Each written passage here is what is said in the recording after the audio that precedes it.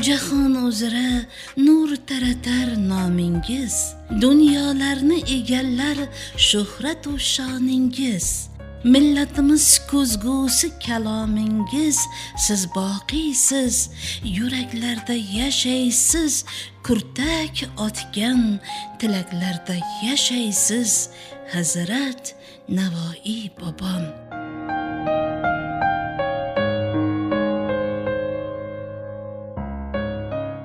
Satrlar muallifi samarqandlik shoira E'tibor Mahmudova. Opa Samarqand tumanidagi Rajabamin mahallasida ishchi oilasida tug'ildi. Maktabni tugatgach, avvalo ona kasbi tikuvchilikni mukammal egalladi. Chiroyli kashtalar, ko'ylaklarni tikishni buvijonlari Bibi Oysha begim va Shafoat onalaridan o'rganib, 1974-yildan boshlab Samarqand shahridagi 8-mart fabrikasida usta tikuvchi bo'lib ishga kirdi. So'ngra Zebo atelyesida ham tikuvchilik kasbida faoliyat yuritdi. E'tibor opa yoshligidanoq san'atga mehr qo'ydi. Dilbar qo'shiqlar kuyladi. Opa har tomonlama mukammal, mehribon, g'ayratli ayol. Qalbi nurga to'la, betakror hissiyotlarini she'riy satrlar ila qog'ozga tushiradi.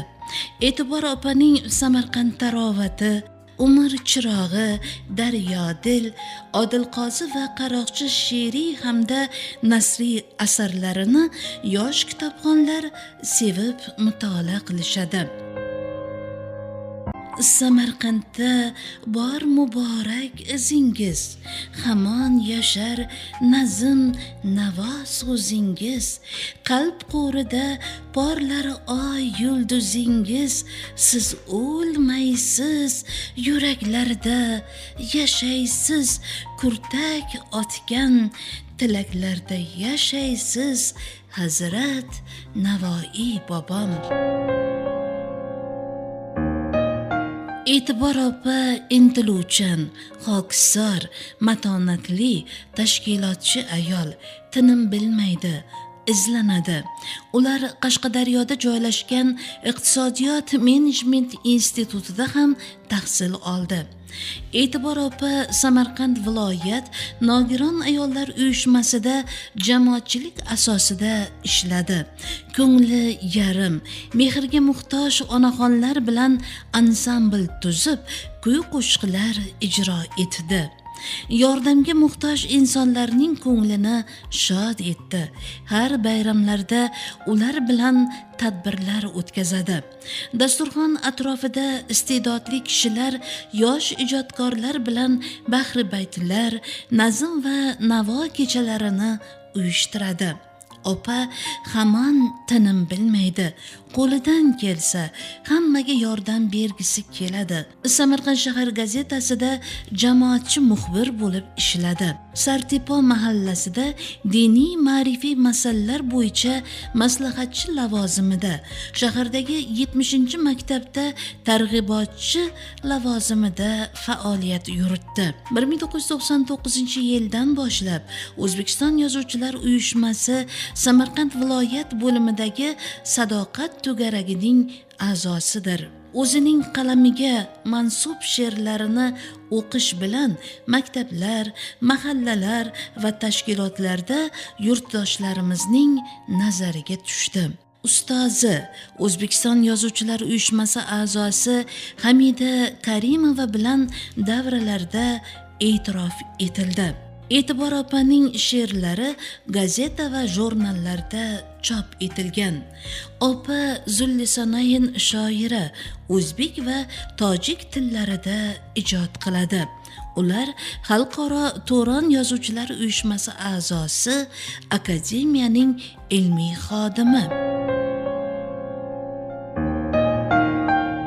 E'tibor opa oilada mehribon ona.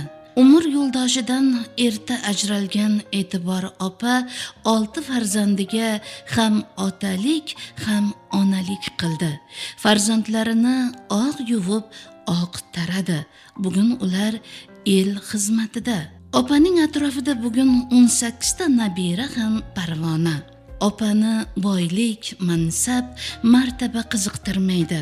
Homiylar ko'magida yordamga muhtoj bolajonlar uchun sunnat, nikoh to'ylarini ham o'tkazib bergan. O'zi tug'ilgan qishlog'i Rajabamin va Sartepa mahallasida katta-yu kichik E'tibor opa haqida faqat iliq fikrlarni bildirishadi.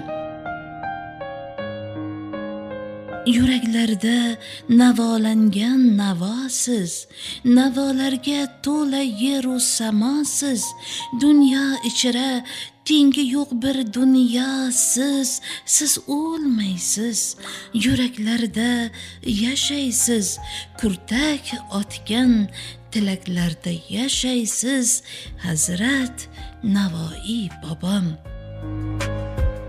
E'tibor opa Sartepa mahallasida Buvijonlar maktabining rahbari, Samarqand shahar Nuroniylar maskanining faoli hamda Adolat partiyasining a'zosi. E'tibor opa ishbilarmon, sabr bardoshli, saxovatli, mehr muhabbatli ayol.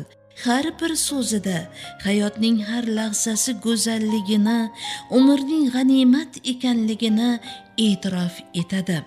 Hayotni sevadi, do'stu qadrdonlarini e'zozlaydi, qalbi beg'ubor va pok. E'tibor opa Mahmudovaga mustahkam sog'lik, uzoq umr tilab qolamiz.